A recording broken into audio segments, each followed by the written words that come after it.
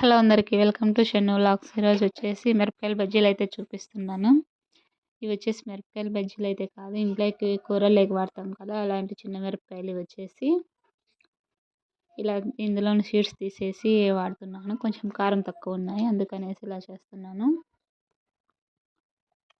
ఈసారి ఇలా షీడ్స్ అన్నీ తీసేసుకుంటే అంత కారం ఏమి ఉండవు, సరిపోతుంది.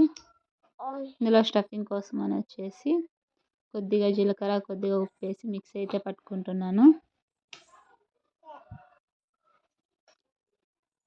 ఇలా మిక్సీ పట్టేసుకొని పొడి చేసుకోవాలి.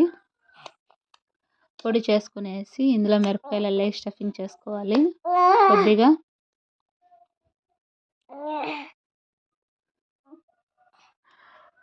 ఇలా అంతా స్టఫింగ్ చేసుకునేసి ముందుగా కలుపుకున్న శనగపిండి ఉంటుంది కదా, శనగపిండిలో కొద్దిగా ఉప్పు, కొద్దిగా వంట సోడా వేసేసుకొని కలుపుకున్నాను.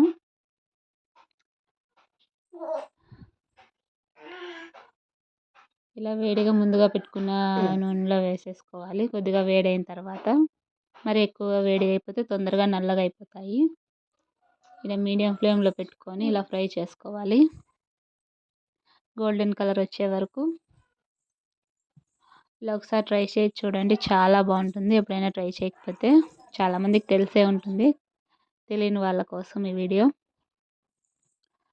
చూసారు, ఇలా గోల్డెన్ కలర్ వస్తే సరిపోతుంది. 2 days నుంచి వర్షం పడుతుంది కదా, ఇలా వర్షంలో ఇలా చేసుకొని తింటే చాలా బాగుంటుంది. ఇలా మిరపకాయల బజ్జీలు ఎంతమందికి ఇష్టమో కామెంట్ చేయండి.